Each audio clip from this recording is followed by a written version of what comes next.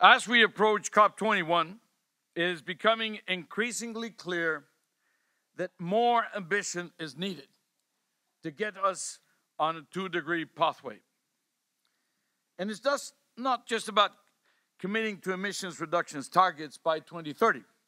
Governments need to demonstrate how their policies will credibly put them on a pathway to get there. We need to know how it is that they're going to navigate from here to there. It's time for a climate reality check. Subsidizing fossil fuel production and consumption does not pass. The OECD's latest inventory of support to fossil fuels found that in a range of countries covering about 80% of the world's energy use, so that's all the OECD plus the G20s and some others, over the period of 2010 to 2014, subsidies accounted to about 200 billion per year. Now, this is the lowest number. The IEA came up with 500 billion. It's a tradition. The IMF came out with like a few trillions, you know, it's just gonna. This is the lowest number. 200 billion just in subsidies to consume what we're trying to fight.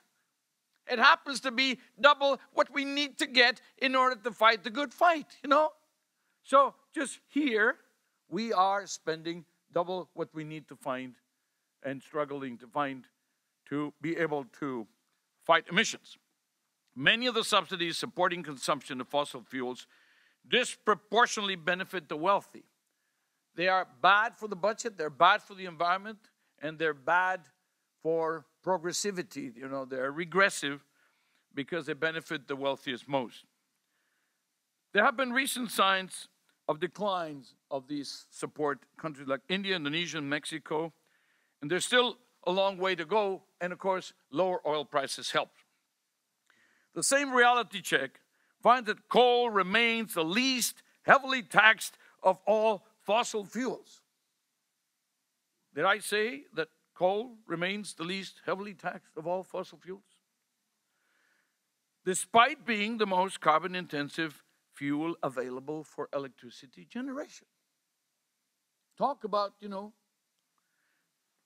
contradictions. Without a concerted change, it is projected that by 2050, coal generation will have burned half of the remaining carbon budget for staying under 2 degrees.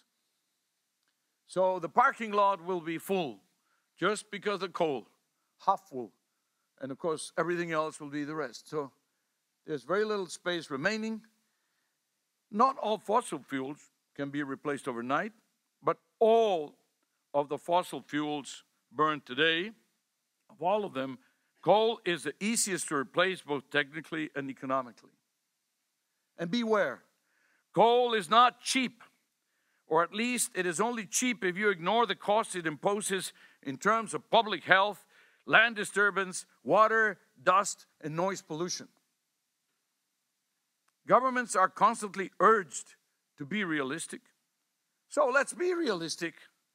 Let's do what we can today to ensure that we do not mortgage away tomorrow. A gradually rising carbon price is a very sure way of sending that realistic signal. It is a cost-effective way. And of course, we should put a big fat price on the enemy. The enemy is carbon. We know its ugly face. So let's just put a big price on it. And then let's get the right tools. We are discussing whether we should ETSs. You know, in Europe, it's the 4th time we try ETSs. They had 7 pilot projects in China. Everybody was so excited about the pilot programs of ETS in China. But the problem is they're not producing the right prices. In Sweden, they're not worrying about that. They got about 100 plus euros per avoided ton. And they seem to be very happy. Thank you very much, you know. And they just go on and they're competitive, and, you know, that doesn't seem to trouble them enormously. In some provinces in Canada, different parts of the world, they just, did it gradually. They announced what the trend was going to be, and the whole economy and all the pricing structure, et cetera, just adapts to it. So then I said, well, why are they not adopting the taxes? It's so obvious. They say, oh, because politicians don't like the word tax. So they get the ETS. Problem, it's not working very well. So talk about instruments. So put a big fat price, and then let's do it right so that it starts biting. Leaving fossil fuel behind implies a transformation that will cut across every corner of the economy. We just issued a report called Aligning Policies for a Low Carbon Transition. It sketches the scale of this transformational challenge. It basically says that we are undoing with the one hand what we're trying to do with the other. In one hand, we're trying to bring down emissions, and over here we're subsidizing car fleets, and we're doing everything that is, contrary to the interest of mankind. It's fun reading. It's a big paradoxical. We found it was a lot easier to recommend to countries what to do that they were not doing yet.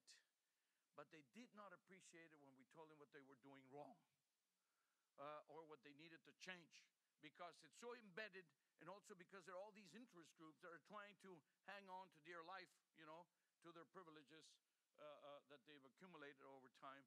But, of course, fight those privileges. We must. Governments cannot afford to treat this year's COP like just another round of an endless diplomatic or trade negotiation.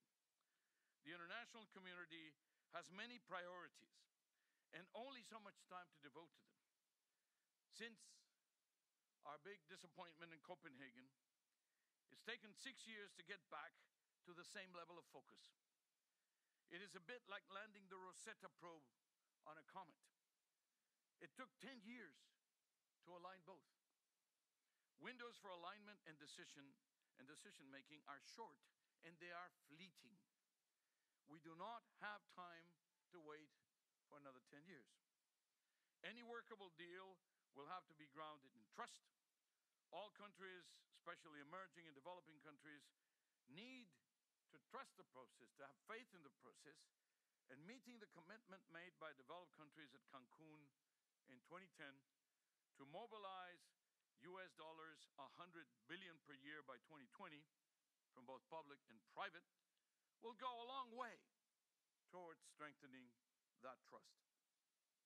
Putting in place the requisite financing will help those countries facing large-scale infrastructure investment requirements to ensure that they filter out proposals that may be affordable, but that are neither modern nor sustainable. And again, I come back to coal as a very good example. At the OECD, we're working to measure and track progress towards the Cancun commitment and identify new sources of funding. Mr. Bloomberg just spoke a moment ago. The Bloomberg Philanthropies is supporting a project in which we're participating with green bonds. That's one of the areas, it's just an example, where we're supporting the transition from a market for green and climate bonds, which is valued at $600 billion, to one in which the entire 100 trillion bond market reflects the low-carbon transformation and the transition to a low-carbon economy. So, dear friends, ladies and gentlemen, a climate reality check leaves no doubt that the costs of inaction are far higher than any of us could responsibly justify. And we know this now because we have calculated the cost of action in different angles, in different destinations, in different techniques, in different methodologies, whereas we now know that the cost of inaction is not only highest, but also it has totally uncontrolled angles, unknown aspects that we know are not going to be only just, more expensive, but also that are going to have a very great, very serious social impact. The OECD can help countries navigate the necessary transition and conduct the reality checks needed to ensure that we stay on course. But negotiators at COP21 need to acknowledge what any reality check will say. We are on a collision course with nature, and the carbon clock is ticking. So, very little time left. Thank you.